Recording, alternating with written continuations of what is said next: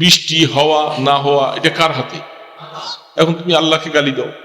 মুসিবত রোগ ব্যারাম তো আসবেই। মুসিবত আসলে সে বুঝতে হবে যে আল্লাহ আমার পরীক্ষা নিতেছে।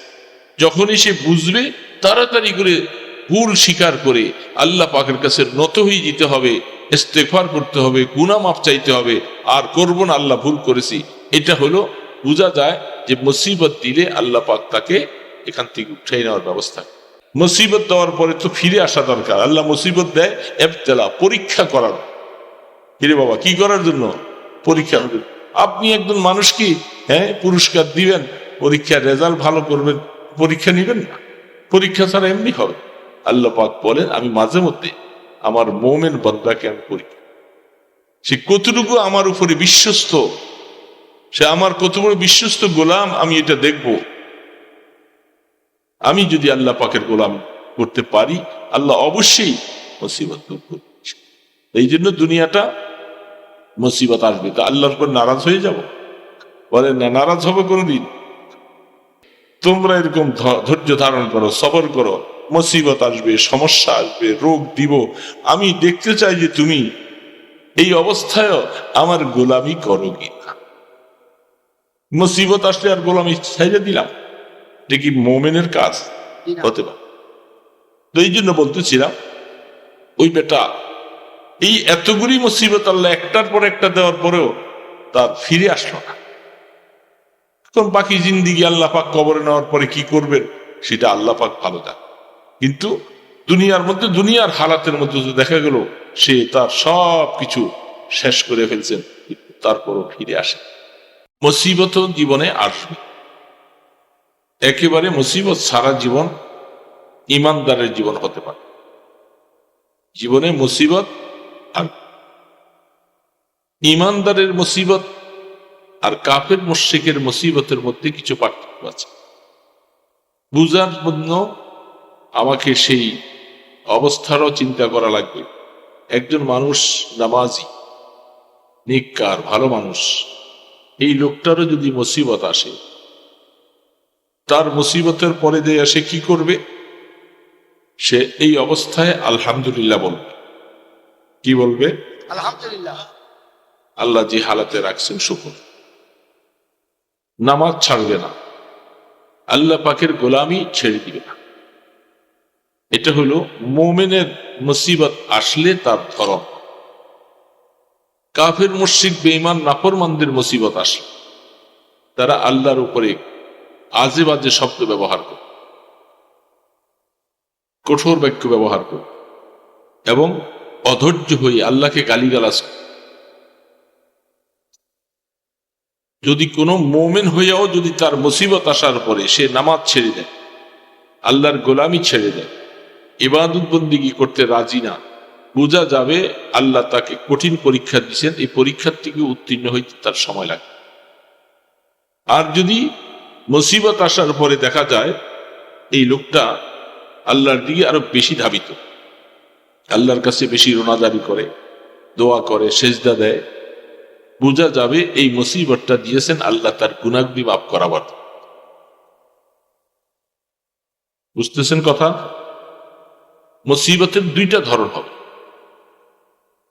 মা আসাবা মিন মুসিবাতিন ফামিনাল্লাহ, আল্লাহ নিজে বলছেন যখনই কোনো মুসিবত আসবে এটা আল্লাহর তরফ থেকে আসে। তো আল্লাহর তরফ থেকে আসার পরে মানুষের অবস্থা দুই রকম হবে।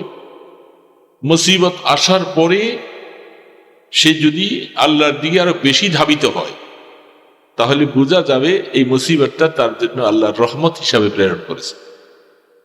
আর যদি মুসিবত আসার পরে, দুঃখ কষ্ট আসার পরে সে আল্লাহ পাকের থেকে অনেক দূরে সরে গেছে, বোঝা যাবে আল্লাহ পাক তাকে এটা রহমতের জন্য দেয় নাই, এটা তার জন্য আযাব। বুঝছেন কথাটা?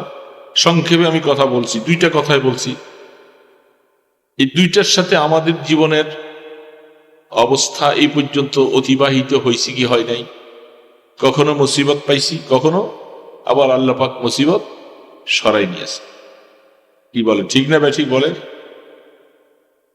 ইমানদারের মুসিবত আসলে ইমানদার শুকর আদায় করবে এবং আল্লাহর নাফরমানি করবে। একটা মানুষ আমি কিছুদিন আগে হোমনা বানসারাপুর গিয়ে এক প্রোগ্রাম দিয়েছি।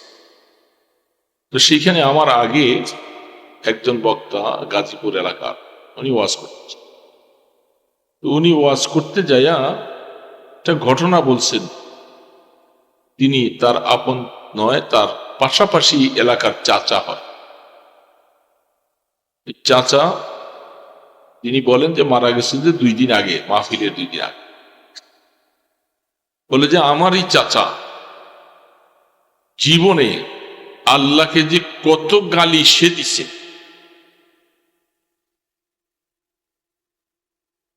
কত গালি আল্লাহকে সে দিছে। সামান্য কিছু উল্টাপাল্টা কিছু হলে সে আল্লাহকে অকাত্য ভাষায় গালিগালাজ করে। বৃষ্টির সময় বেশি বৃষ্টি, আল্লাহকে খুব গালিগালাজ। যখন বৃষ্টির সময় বৃষ্টি হয় ভালো কথা, বৃষ্টি যখন না হয়, অনেক দিন হয়ে যায় বৃষ্টি নেই, ফসল জমিন নষ্ট হয়ে যায়, আল্লাহকে গালি। তো এই মানুষটার জীবনে ওই হুজুর, অথচ তার ভাতিজা হয়, ওই উনি বক্তা, আর উনি বলতেছেন গত 2 দিন আগে আমার ওই চাচা মারা গেছে। তো যেহেতু চাচা জানাজা হবে, আপন হবে, তো তার কার্যকলাপে, তার কথাবার্তায়, তার আচরণে এলাকার মানুষ সকলেই ক্ষুব্ধ। এইরকম মানুষকে কি মানুষ ভালোবাসে? দেখেন আল্লাহ পাকের পরীক্ষা। উনি বললেন, উনি যা বলছেন সেটা আমি শুনতেছি। এটা ইবরত, আমাদের নসিহত গ্রহণ করার জন্য আমি ঘটনা বলছি। ঘটনা অনেক সময় মানুষের উপদেশের জন্য আসে। এই লোকটা 2টা ছেলে 2টা মেয়ে। ছেলে 2টা লেখাপড়া শিখছে, ভালো চাকরি করে, বিবাহ শাদী করাইছে দুটাকে ভালো। কিছুদিন পরে আস্তে আস্তে করে দেখা গেল তার একটা ছেলে অসুস্থ হয়ে গেছে।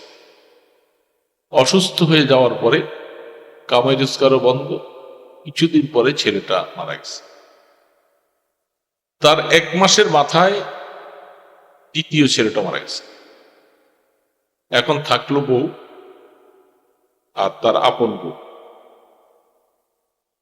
এখন পুত্রবধূ তারা কিছু খোঁজ খবর নিচ্ছে, কিছু টাকা পয়সা দেয়, সংসারটা কোন রকম চলে। 2 মাসের মাথার ভিতরে বউ মরে গেছে, পুত্রবধূ শেষ। 2 পুত্রবধূ শেষ, ছেলে 2টা শেষ। এখন বাকি সে আর তার বুড়ি বুড়া। এখন তার চলার মতো কোনো অবস্থা নাই, কোন রকম চলতে পারতেছে না। তার খেদমত কে করবে? বুড়িটা যা পারছে কষ্ট করে কিছু একটু আগাইছে, কিছু খেদমত করছে। 3 মাসের মাথার মধ্যে বুড়ি মারা গেছে। এখন শুধু সে একা বাকি। এখন আশপাশের কিছু মানুষ কিছু টাকা পয়সা দেয়, এই দিয়ে কোন রকম পাশের বাড়ির বউ একটু হালকা কিছু পাকশাক করে কিছু দেয়, কোন রকম খাইয়া চলে বাঁচে। এই পরিস্থিতি হওয়ার পরেও পরিবর্তন হয় নাই, এখনো সর্বহারা হয়ে গেল। এখনো সে জীবনে যে আল্লাহ পাকের কাছে তওবা করে বলবে যে আল্লাহ, আমি জীবনে এত ভুল করছি, আমি বুঝতে পারছি তোমার পানিশমেন্ট আমার উপরে আসা শুরু হয়েছে। ওই ইমাম সাহেব, ওই হুজুর, বক্তা হুজুর বলে যে আমি কিছু টাকা তাকে দিতাম, যেহেতু প্রতিবেশী চাচা, কিছু টাকা তাকে দিচ্ছিলাম। হঠাৎ করে আমার মনে পড়লো, একে যে সাহায্য করে তাকে আল্লাহ উঠে নিয়ে দেয়। তার মানে তার সাহায্যকারী আল্লাহ কাউকে রাখতে চায় না। তুই একা একা কতটুকু পারস তুই কর। এই জন্য আল্লাহ ছেলে উঠে নিয়ে গেছে, পুত্রবধূ নিয়ে গেছে, নিজের বউকে নিয়ে গেছে, সব উঠে গেছে। এখন শুধু সে একা। ওই হুজুর বলতেছে আমিও দেওয়া বন্ধ করেছি, কারণ আমার ভয় হচ্ছে যে যেই তার জন্য একটু সহযোগিতার হাত বাড়ায় আল্লাহ তাকে মুসিবত বানায়। কারণ আল্লাহ পাক তার উপরে নারাজ। তার কিছুদিন পরে ওই লোক বলে এই পায়খানা প্রস্রাবের মধ্যে পড়ে আছে, এখন তার কেউ পরিষ্কার করবে, এখন আপনজন কেউ নাই। কি করবে? এই অবস্থায় সে মারা গেল। উনি বলেন, কি করবো এখন, আমরা কিছু জানাজা দিয়া দাও। তখন ওই হুজুর বললেন, বড় আশ্চর্য লাগে, মানুষকে আল্লাহ পাক অনেক সময় রাগ করতে করতে, আমার আল্লাহ কিন্তু অনেক ধৈর্যশীল, আল্লাহর সবর ধৈর্য অপরিসীম, তিনি হঠাৎ করে কাউরে ধরেন।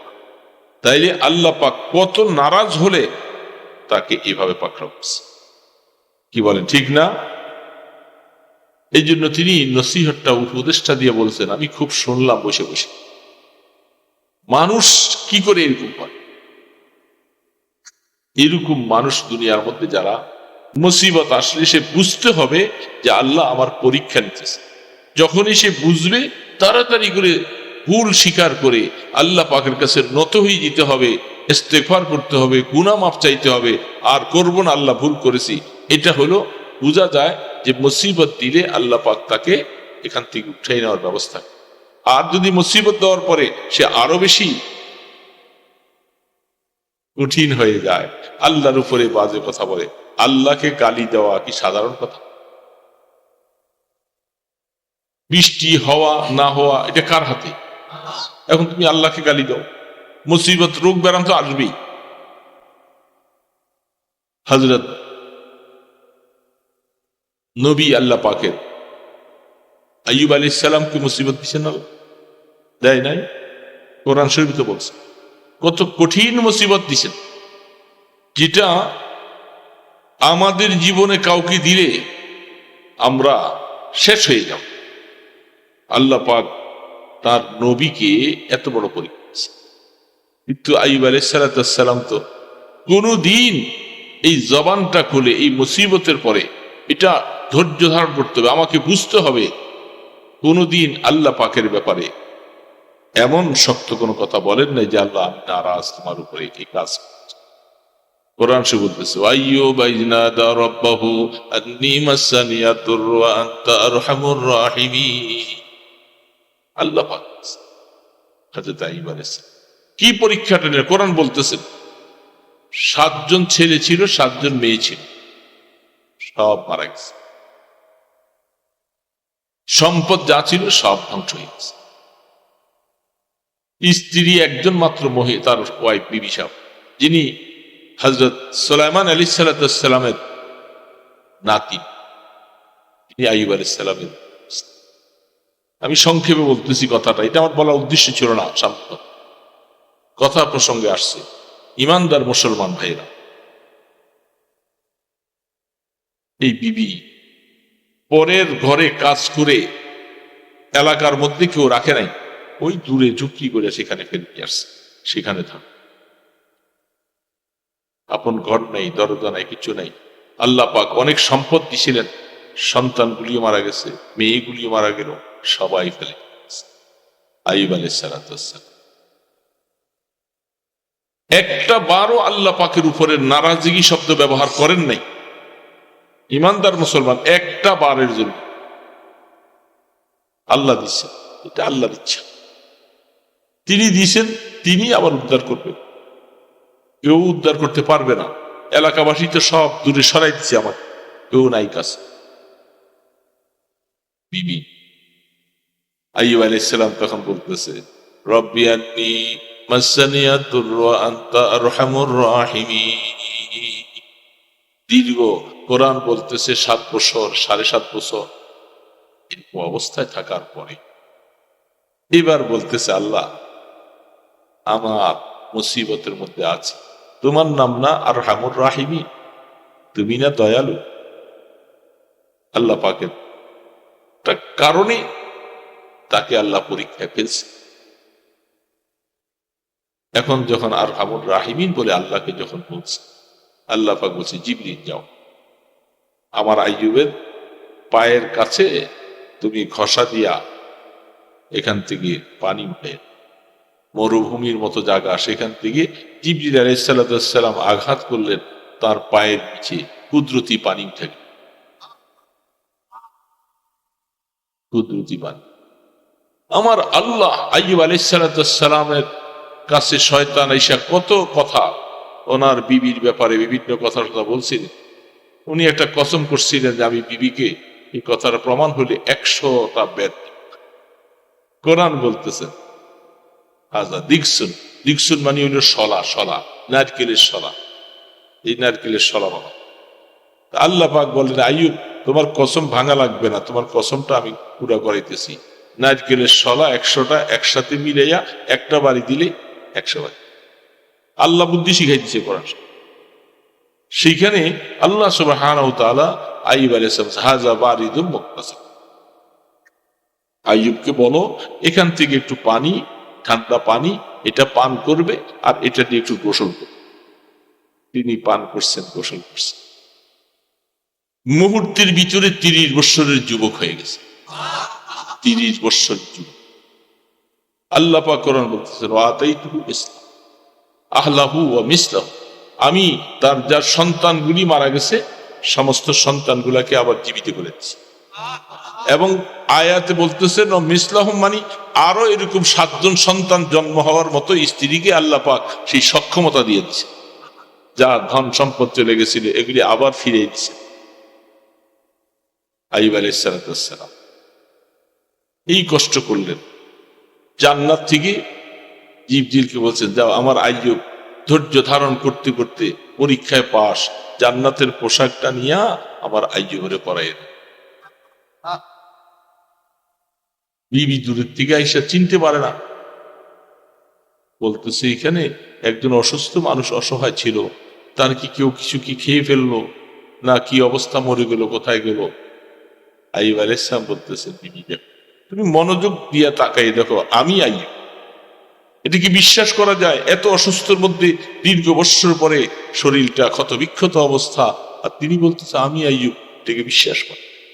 তিনি বলতেছেন আপনি আমার সাথে ঠাট্টা করতেছেন, আমি এই লোকটার খেদমত করে করে জীবনটা এইভাবে কাটাইছি, কোনোদিন আমি বিরক্ত হই নাই। আর আপনি বলে হ্যাঁ তুমি ভালো করে তাকাও, নজর করে খেয়াল করে তাকাও, আমি আইয়ুব, আমাকে আমার উপরে আমার আল্লাহ কত দয়া করেছেন, এই দয়ার কারণে আল্লাহ আমাকে সুস্থতা দিয়েছেন, আমার সন্তানগুলি দিয়েছেন, আবার নতুন আরো ও আতাইতু মিসলাহুম তাদের মতো সমতুল্য এইভাবে দিয়েছেন আল্লাহ। তো আল্লাহ সুবহানাহু ওয়া তাআলা দেখেন নবী কোনদিন জবান খুলে আমার আল্লাহর সাথে একটু এমন কথা বলে নাই যে কথা আমার আল্লাহ নারাজ হয়, একটা কথা বলে নাই। এটা কোরআন শরীফে কিচ্ছাটা শুনাইলেন কেন? আমাদেরকে এই উম্মতকে শিখাইবেন। তো এই একটা কথা, এটা মনে রাখার জন্য বলছি। 2 নম্বর যে আয়াত পড়েছিলাম, ছোট্ট কথা, আমাদের জীবনে রাগ আছে না নাই? রাগ আল্লাহ পাক দিয়ে সৃষ্টি করছে, রাগ থাকাও দরকার, এটাকে ব্যালেন্স রাখাও দরকার। রাগ যদি না থাকবে তাহলে জিহাদের ময়দানে শত্রুর মোকাবেলায় কাজ করতে পারবে। এই জন্য রাগ থাকা দরকার আছে, আল্লাহ সৃষ্টি থেকে দিয়েছে, রাগ থাকা দরকার আছে, রাগ থাকবে। যদি রাগটাকে কাজে লাগানো যায় এই রাগটা ফলপ্রসূ হবে, আর যদি রাগটাকে অপাত্রে লাগাই দেই তাহলে ক্ষতি হয়।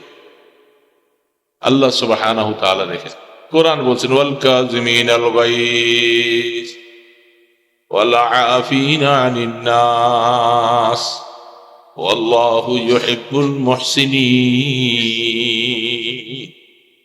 আল্লাহ রাব্বুল আলামিন বলে দুনিয়ার জীবনে তোমার গোসা রাগ এটা এমন একটা জিনিস, এটাকে যদি হজম করতে না পারো তোমার জীবনে যে কত অশান্তি আসবে সেটা তুমি কুল কিনারা পাবে। রাগের কারণে বউ তালাক হয়ে, বউ তালাক দিয়ে দেয় না, রাগ করে দেয় না, হাসতে হাসতে দেয়। কয় যে হুজুর আমি রাগের বশীভূত হইয়া দোকান থেকে আসছি, উল্টা পাল্টা কথা কইছে, রাগে হইয়া আমি 3 তালাক দিয়েছি। রাগের চোটে তো তালাক দিয়ে দিলাম, এখন আস্তে আস্তে রাগ চলে যাওয়ার পরে হায় কি করলাম, এখন বাচ্চারা কাঁদে, বউ এক জায়গায় কাঁদে, সে এক জায়গায় কাঁদে, এটার আর কোনো সমাধান নাই। আছে হাজবুহুন্না হাজলুন জিদ্দুহুন্না হাজলুন, 3টা এমন জিনিস আছে, এটা হাসতে হাসতে বললো কারবার শেষ, কাঁদতে কাঁদতে বললো কারবার শেষ। একটা হলো তালাক, আর একটা হলো বিবাহ, আর একটা হলো গোলাম আজাদ করা। এখন আইসা বলে হুজুর রাগ করে তালাক দিয়ে দিছি। আমি আসলে রাগের কারণে দিছি হুজুর, কোন সুরতে রাখা যায় কি? কোন সুরত? তাহলে রাগের দ্বারা কি হলো? সংসার নষ্ট হয়ে গেল। রাগের কারণে বাপ পুত্র বিশাল ঝগড়া হইয়া বাপ পুত্র বিচ্ছিন্ন হয়ে যায়, ভাই বোনে বিচ্ছিন্ন হয়ে যায়। হয় কি হয় না বলে? দোকানদারের মধ্যে বিশাল হাতাহাতি, মারামারি, কাটাকাটি, ভাঙচুর হয় কি হয় না? এই অটোওয়ালা দুইজনরা দেখেন না রাস্তার মধ্যে, সামান্য একজনের অটো আর কানে লাগছে, জামিলা হয়েছে, একজনের গায়ে লাগছে, এই রাগ হইয়া ফায়ার হয়ে গেছে। ফায়ার হইয়া দুইটা ঘুষি দিছে, এই তো লাগিয়ে গেল। কিসের কারণে? রাগের। এই রাগের কারণে সমস্ত অশান্তি চলে আসে, অশান্তি আসে। এই জন্য হাদিসের মধ্যে আসছে, যখন তুমি রাগকে যদি কন্ট্রোল করতে পারো, তোমার জীবনে অনেক বড় পুরস্কার আছে।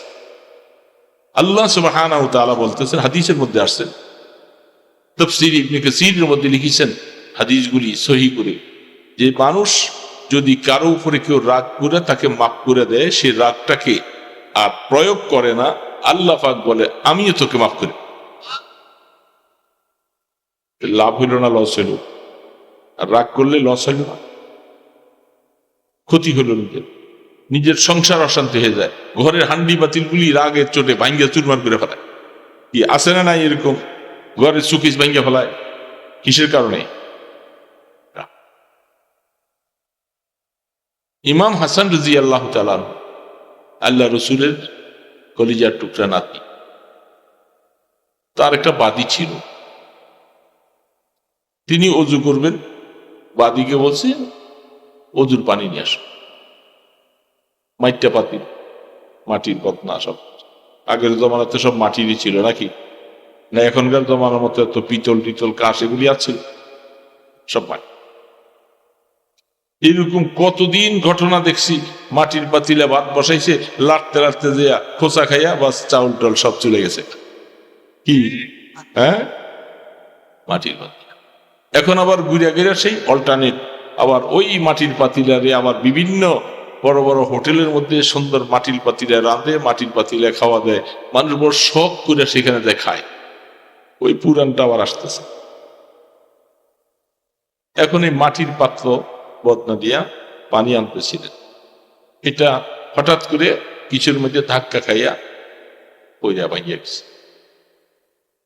ভাঙ্গিয়া গেছে, ভাঙ্গিয়া যাওয়ার সাথে সাথে বাদী ইতদাসী সে তো ইন্না লিল্লাহি পড়ে জিব্বাত কামড় দিয়ে। ইমাম হাসান রাদিয়াল্লাহু তাআলা এই চোখটা উঠাই এমনি তাকাইছে, হালকা গোসা ভাব আসছে। এই গোসার ভাব আসার কারণে তিনি একটু চাকাইছে। বাদী বুঝা ফেলছে হুজুর তো রাগ করবে, অজুর পানি অজু করবে, এটা ভাঙ্গিয়া গেছে, চক্ষুটা এমনি উঠাইছে। বাদীটা বড় বুদ্ধিমত্তা বাদী। বাদী বলতেছে ওয়াল কাযিমিনাল গায়জ। বাদী একটা ওয়াজ ছেড়ে দিছে, সুবহানাল্লাহ। আল্লাহর কোরআন আয়াত, আল্লাহ পাক কোরআনে বলছে কাযিমিন, কাজমুন থেকে, কাজমুন মানে পুশিদা করা, লুকায়িত রাখা, এটাকে লুকাইয়া রাখা, গোসাটাকে কি করা? লুকাইয়া রাখা, হজম করা। তিনি একটা ওয়াজ ছেড়ে দিচ্ছেন, আল্লাহর কোরআনে বলছেন গোসাকে হজম। তার মানে আপনি যে আমার দিকে বদনাটা ভাঙিয়ে দেওয়ার কারণে চোখ উঠাইয়া বড় করে গোসার নজরে দেখছেন, আপনার উচিত কি করা? এই কথাটা বাদীর মুখে তিনি শোনার সাথে সাথে যেন আগুনের মধ্যে পানি হয়ে গেল। নসিহতমূলক কথা, ওয়াল কাযিমিনাল গায়জ, গোসা হজম করতে আল্লাহ বলছেন, গোসা হজম করো। আপনি একটু গোসা হয়ে গেছিলেন। ইমাম হাসান রাদিয়াল্লাহু তাআলা উনি চক্ষুটাকে নিচু করে কিছু বলেন নাই, বোঝা গেছে গোসা হজম। যখন গোসা হজম হয়ে যায়, বলে এতটুকু পর্যন্ত করলে শেষ হবে। আমি যে একটা ভুল করছি, আপনি গোসা হজম করছেন, মাফ করাও তো দরকার। তখন সামনে যাইয়া আরেকটা আয়াতের আরেক অংশ বলে গোস্বা হজম করছেন, এটা ভালো কাজ করছেন, কিন্তু আমি আপনার কাছে চাই আপনি আমারে মাফও করে দিন। আল্লাহ কোরআনে বলছেন শুধু গোস্বা হজম করলেই চলবে না, সাম কি করতে হবে? মাফ করে। বউর উপরে, ছেলের উপরে, হ্যাঁ, কর্মচারীর উপরে রাগ হইয়া গোস্বা হইয়া তারা খুব করবে, শুধু গোস্বা হজম করছেন ভালো কথা, এই পর্যন্ত তারা মাফ করে দেওয়া যায়। কি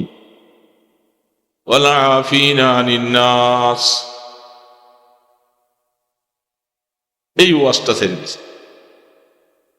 ইমাম হাসান রাদিয়াল্লাহু তাআলা আনহু বলতেছে, ও মেয়েটা তো বড় বুদ্ধিমান, প্রথম অবস্থায় আমার গোস্বাটাকে হজম করে দিল কোরআন শরীফের একটা আয়াত পড়। শুধু এতটুকু পর্যন্ত বদ্ধ নন, সামনে দিয়ে আরেকটু বলতেছে এই গোস্বা শুধু হজম করলে চলবে না, মাফও করে দিতে হবে। ইমাম হাসান বলতেছে যা তোরে আমি মাফও করে। দুইটা কাজ হয়ে গেছে। এবার আল্লাহ পাক বলছে যারা দুইটা কাজ করে, 3 নম্বর তার পুরস্কারের কথা আল্লাহ পাক বলছে, আল্লাহু ইউহিব্বুল মুহসিনিন। আল্লাহ পাক বলছেন যারা গোস্বা হজম করে এবং তাকে মাফ করে দেয়, আল্লাহ বলে যে আল্লাহ তোমাকে খুব মহব্বত করে, ভালোবাসে। সুবহানাল্লাহ। এই ওয়াজটা ছেড়ে দিছি। ইমাম হাসান বলতেছেন যা তুমি এত সুন্দর ওয়াজটা শোনাই দিলে আল্লাহর কোরআন দিয়ে, আমি তোরা আজাদ করে দিলাম। এই জন্য দোস্ত, গোস্বা হজম এটা বলা যত সহজ, বাস্তবায়ন করা খুব কঠিন। কারণ গোস্বা শয়তান থেকে আসে। হাদিসের মধ্যে আল্লাহ রাসূল বলছেন শয়তান থেকে গোস্বা আসে। শয়তান চায় মানুষের মধ্যে পরস্পরে দ্বন্দ্ব, হিংসা, মারামারি, কাটামাটি লাগাই দিবে। এটার সূত্রটা হয় রাগের, সামান্য কথা রাগ হয়ে শুরু হয়ে যায়। তো বলে যখন তুমি রাগ হইবা তখন এটাকে দমন করার জন্য শয়তান আগুনের তৈরি, আর আগুনের তৈরি শয়তানের আসর হলো গরম, তোমাকে রাগ বাড়াইছে। তোমার জন্য উচিত হবে তাড়াতাড়ি করে অজু করা। অজু করবা যখন এই পানিটাকে, পানির মাধ্যমে তুমি এটাকে ঠান্ডা করে দিচ্ছ। আস্তে আস্তে তো এই জন্য ছোট্ট কথাটুকু এটুকু বললাম। দুইটা কথা বলছি, একটা হইলে মুসিবত আসলে কখনো আল্লাহর উপরে নারাজ, বলে না কেউ আল্লাহর উপরে নারাজ হব, আওয়াজ দিয়ে বলেন কোনদিন আল্লাহর উপরে নারাজ হওয়া যাবে না। আমার থেকে কোনো আমল ছুটতে পারবে না, ইবাদত বন্দেগী ছুটতে পারবে না। যা পারি, অসুস্থতা দিবে, মুসিবত দিবে, যেমনে পারি এইভাবে আল্লাহকে সেজদা করতে হবে, আল্লাহর কাছে চাইতে হবে। মনে থাকবে তো? 2 নম্বর, গোস্বা হজম পারবো তো ইনশাআল্লাহ। গোস্বা হজম করলে জীবনে অনেক কাজে উপকার হবে, আর নতুবা সমস্যা পড়ে যাব। আল্লাহ সুবহানাহু ওয়া তাআলা আমাদেরকে এই দুইটা কথা আমি যা বলছি, আমাকেও আমল করার তৌফিক দান করেন, আপনাদেরকে যেন আমল করার তৌফিক দান করেন। ওমা আলাইনা ইল্লাল বালাগ। আসসালামু আলাইকুম ওয়া রাহমাতুল্লাহি ওয়া বারাকাতুহু।